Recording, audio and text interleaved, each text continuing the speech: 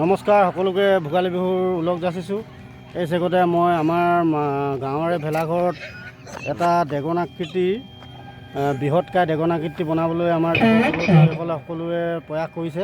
আপোনালোকে দেখিব পাইছে পিছফালে এটা বৃহৎকায় একদম মানে কি ক'ম আৰু ড্ৰেগন দাঁতকেইটা দেখিব পাইছে, বিলুপ্ত প্ৰায় মানে মোৰ এই দাদাই আজি তেখেতো জড়িত আছে বা গোটেই ল'ৰাখিনি আছে। এতিয়া ল'ৰাখিনি নাই বাৰু, ইফালে ব্যস্ত হৈ আছে। মই এই চেগতে এটা বোলো ভিডিঅ' এটা বনাই লওঁ।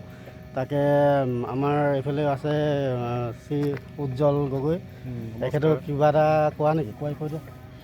ভাল লাগিছে, প্ৰত্যেক বছৰে ল'ৰাবিলাকে মানে নতুন নতুন থিম লৈ পেলাই যিখিনি কষ্ট কৰি পেলাই সাজি উলিয়ায়, মানে যোনখিনি তাৰ ক্ৰিয়েটিভিটি সেইখিনি বহুতখিনি মানে বেলেগতকৈ বহুত অলপ পৃথক তেনেকুৱা যেন মানে অনুভৱ হয় আৰু অনুভৱ কৰোঁ।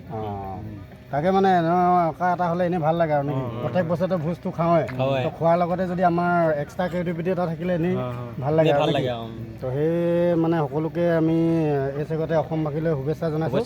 আৰু সকলোৱে যাতে শুভ কলমে মানে গোটেই বছৰটো পাৰ হয় নে কি? এইটো চাওক আপোনালোকে, তাকে দেখিব পাব এবাৰ।